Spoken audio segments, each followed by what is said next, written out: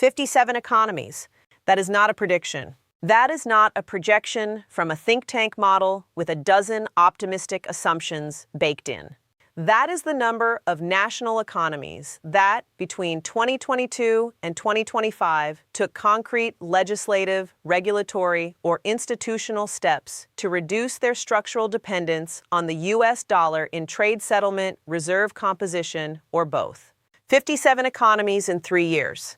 To put that in historical context, in the 30 years between the end of Bretton Woods in 1971 and the year 2001, fewer than 12 economies made comparable structural moves away from dollar dependency. The acceleration over the past 3 years is not a blip. It is a phased transition.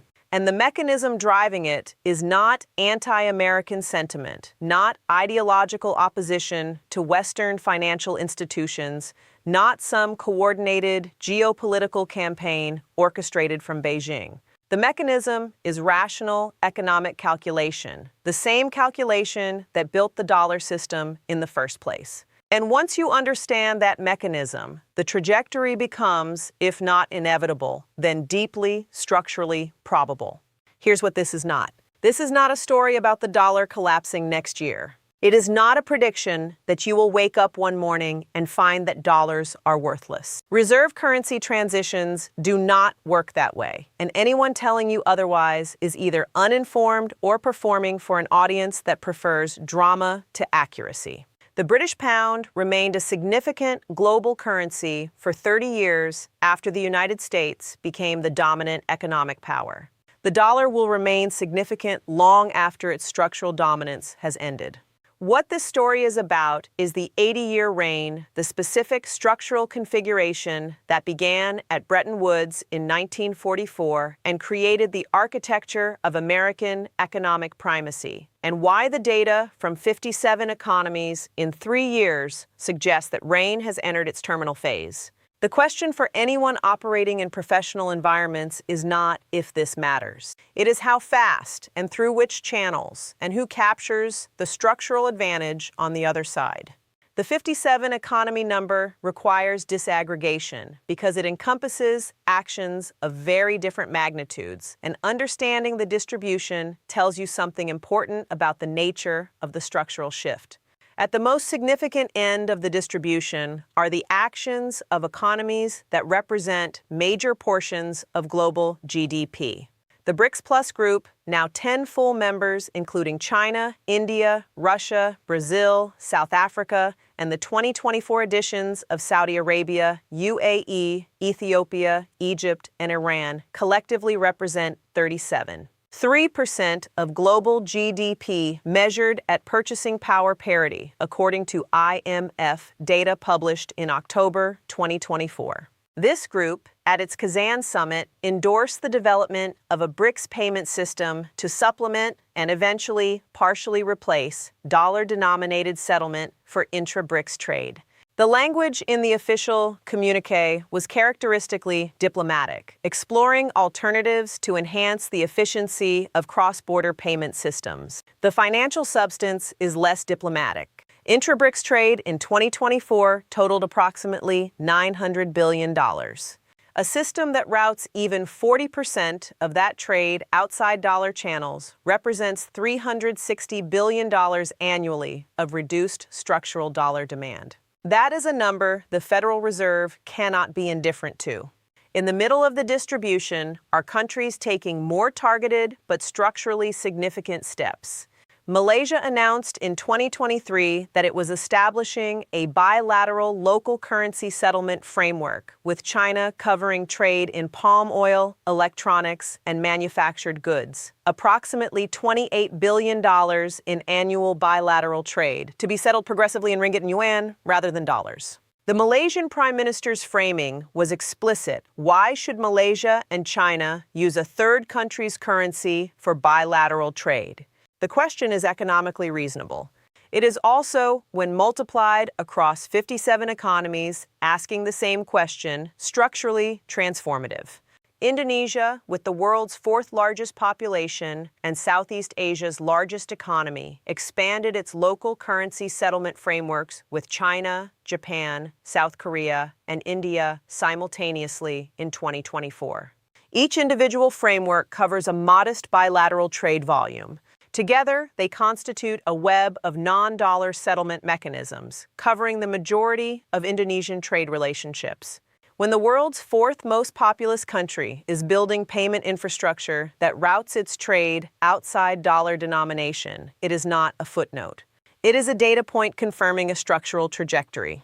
At the smaller end of the distribution are the 20-plus countries concentrated in sub-Saharan Africa, Central Asia, and the Middle East that have taken what appear to be modest steps, joining Chinese currency swap networks, accepting yuan-denominated development financing, or simply beginning to hold yuan in their official reserves. Individually, these moves are insignificant. Collectively, they represent the expansion of the yuan-denominated financial sphere into the institutional fabric of economies that were previously entirely within the dollar sphere.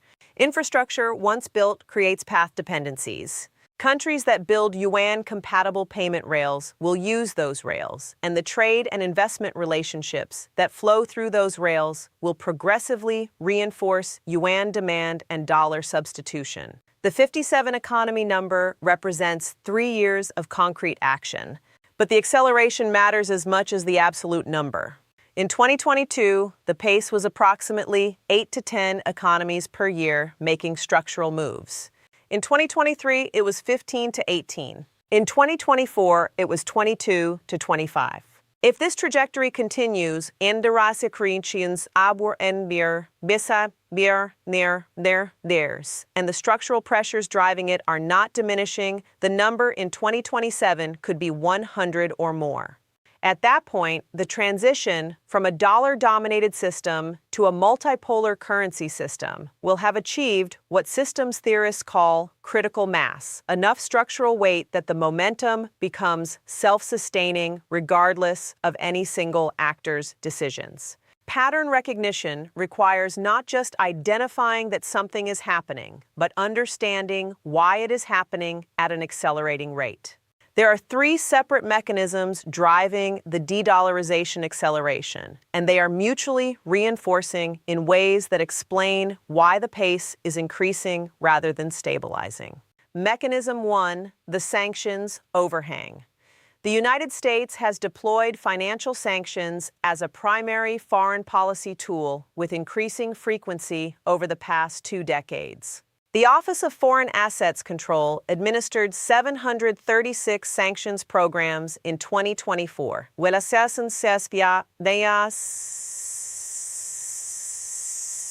up from 414 in 2014 and 251 in 2004. This represents a 9-fold increase in sanctions programs in 20 years. The sanctions tool is powerful precisely because dollar denomination gives the United States structural leverage. If a transaction touches the dollar system through correspondent banks, through SWIFT settlement, through dollar-denominated contracts, the U.S. government can use that structural choke point to block the transaction. But here's the mechanism that American strategic planners appear to have underweighted. Every time the United States deploys the sanctions tool against a significant economy, every other economy that is watching draws the same inference. We could be next. The freezing of $300 billion in Russian sovereign assets following the Ukraine war was not just a message to Moscow.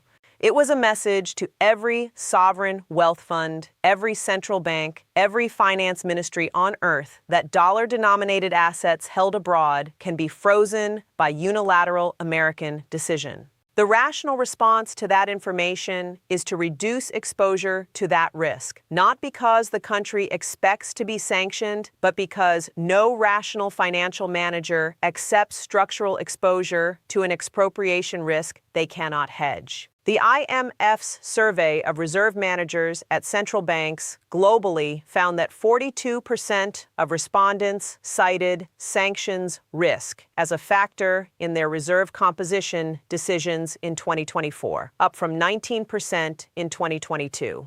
The sanctions tool is eating the structural demand for dollar assets from inside.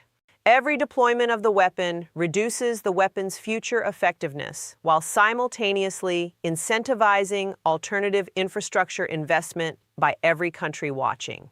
This is a self-reinforcing erosion dynamic, not a one-time shock. Mechanism 2, Chinese infrastructure investment. The second mechanism is the systematic construction of financial infrastructure that makes non-dollar alternatives viable. This is China's primary contribution to the structural shift, and it is worth understanding precisely because it explains why the de-dollarization acceleration correlates with Chinese infrastructure investment timelines rather than with any single geopolitical crisis. The Yuan Cross-Border Payment System, CIPS, processed 96 trillion yuan, approximately $3 trillion in transactions in 2024. That is 8 times the volume it processed in 2018. The Shanghai Crude Futures Market, launched in 2018, now prices approximately 15% of Asian Pacific crude oil in yuan. The number of countries included in People's Bank of China bilateral currency swap networks reached 42 in 2024. And the mBridge central bank digital currency platform, discussed at length in related analyses, is scaling toward the capacity to handle the full volume of energy trade among participating economies. Each infrastructure investment reduces the transaction costs of non-dollar settlement, which increases its competitive viability against dollar settlement, which increases its usage, which attracts more participants, which creates economies of scale that further reduce costs. This is a classic network effects dynamic. Das ist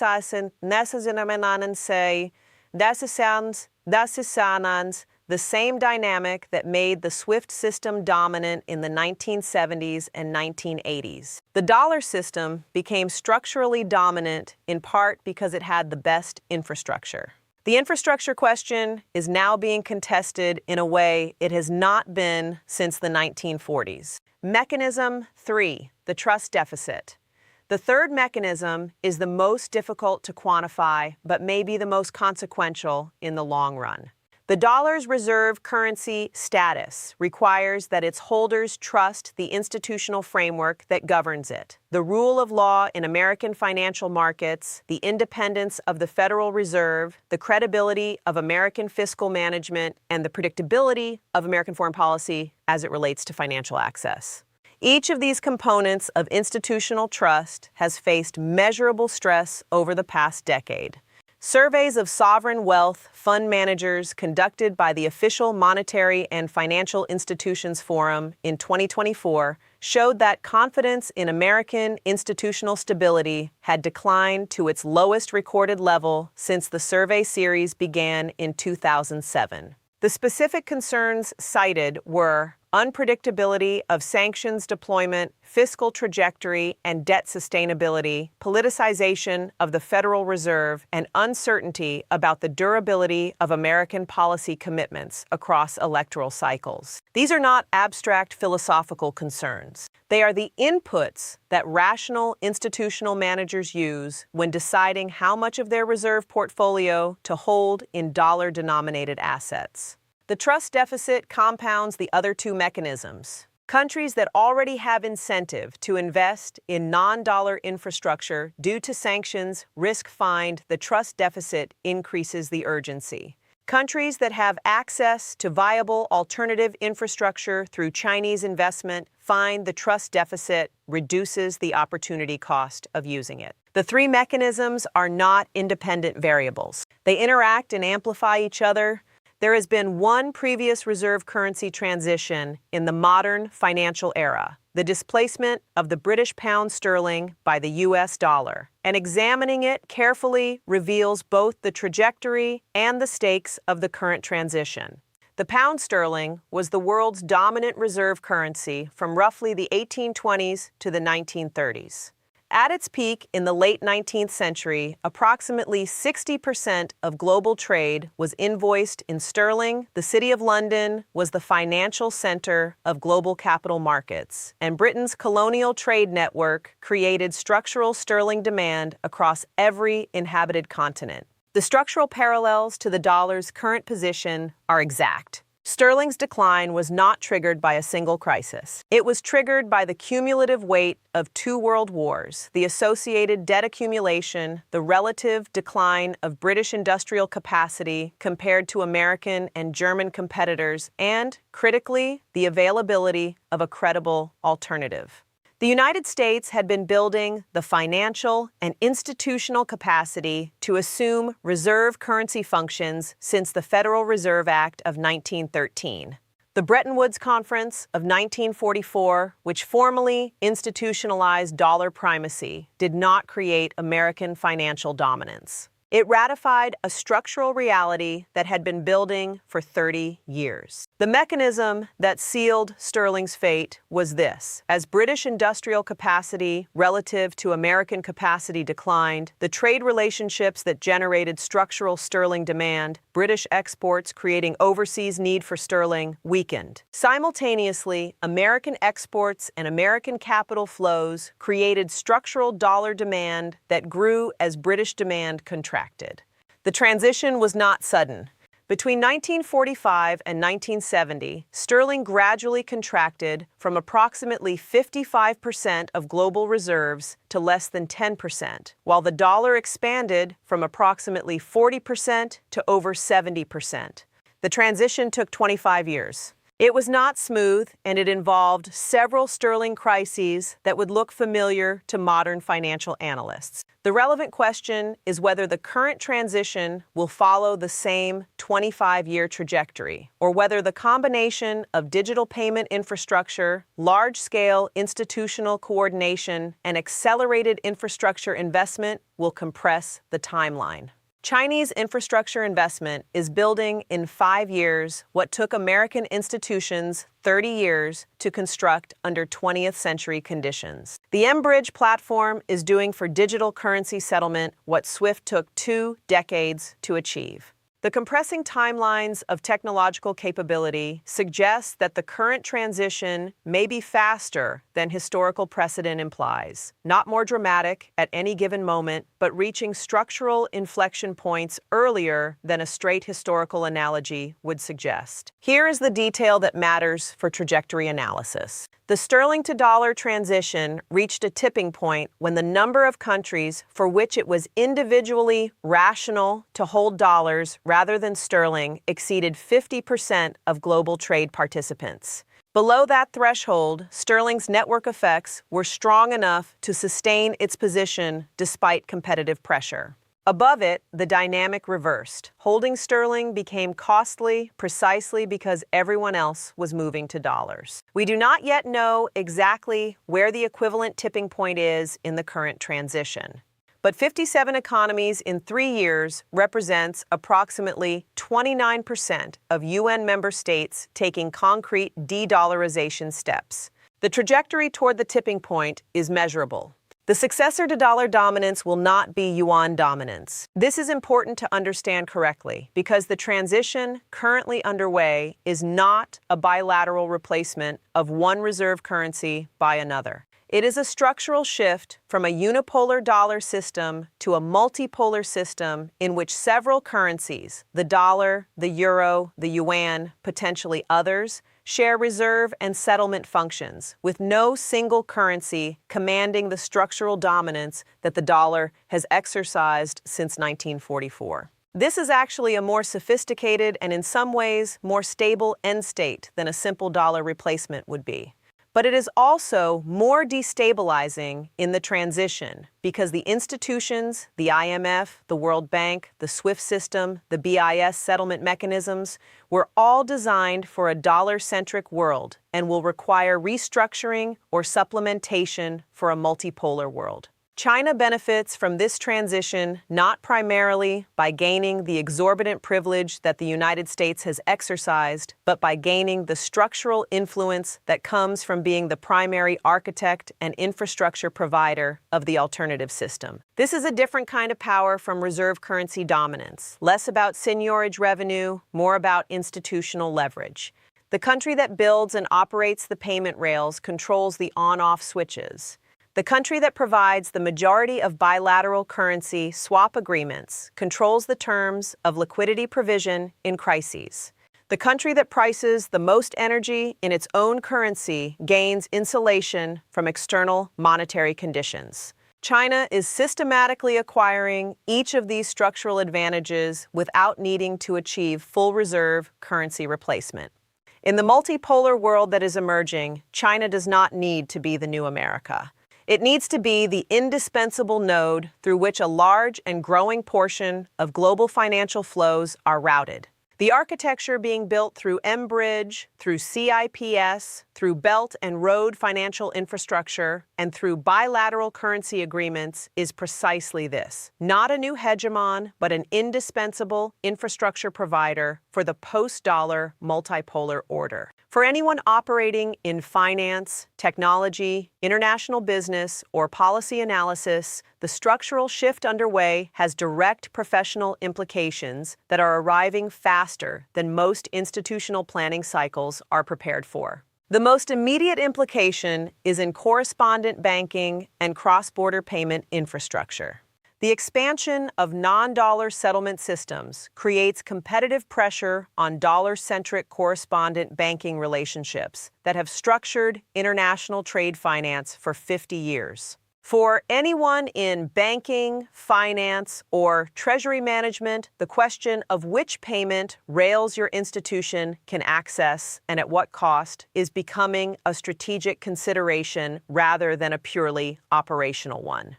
The second implication is in reserve management and sovereign wealth operations. The 42% of central bank reserve managers who cited sanctions risk as a factor in their 2024 reserve composition decisions are the leading edge of a broader institutional shift in how sovereign and quasi-sovereign institutions evaluate dollar-denominated asset risk. This has implications for U.S. Treasury yields, for dollar liquidity conditions in emerging markets, and for the risk parameters that govern international institutional investment. The third implication is in energy pricing and hedging. The bifurcation of global crude oil pricing between dollar-denominated benchmarks for Western markets and yuan-denominated benchmarks for Asian-Pacific markets is progressing. For any enterprise with international energy exposure, the question of which pricing benchmark applies to your supply chain is becoming a material financial consideration. The hedging instruments and the counterparty relationships that serve dollar-benchmarked energy transactions are different from those that serve yuan-benchmarked transactions. The fourth and most systemic implication is in the political economy of American fiscal policy. The structural demand destruction for U.S. Treasuries that the de-dollarization of 57 economies over 3 years represents is not yet fully expressed in market prices. American government debt sustainability analyses that were calibrated in the petrodollar era will need recalibration for a world in which a progressively smaller portion of global trade generates automatic Treasury demand. The fiscal arithmetic of the United States is changing at its structural foundations, and the professional consensus has not yet caught up with the pace of that change. The 80-year reign of the dollar was not built on force. It was built on usefulness, on the fact that the dollar system was genuinely the most efficient available infrastructure for global trade and finance, and that the institutions underwriting it were broadly trusted by their users. The erosion of that reign is occurring through the same mechanism in reverse. 57 economies in 3 years have concluded that alternative infrastructure offers competitive or superior efficiency for their specific needs, and that the institutional trust which once anchored their dollar dependency is no longer unambiguous. This is not a crisis story. Crises imply sudden breaks and recoveries. This is a structural transition story, slower, more durable, more consequential, and far less amenable to the policy interventions that can address crises. The 57 economy number will be 70 next year and perhaps 90 the year after. The infrastructure will be built. The payment rails will expand. The reserve composition will gradually shift. And the country that is building the most systematic, patient, and comprehensive alternative architecture will find itself at the center of whatever financial order succeeds, the one that began at Bretton Woods in the summer of 1944. 80 years is a long time for any single country to organize the financial architecture of global civilization. The accountants saw the numbers shifting first. Now, the structural data is available to anyone willing to read it carefully. 3 years, 57 economies. The trajectory is now visible. The question is not whether you are paying attention. The question is whether the institutions that shape your professional environment are planning accordingly.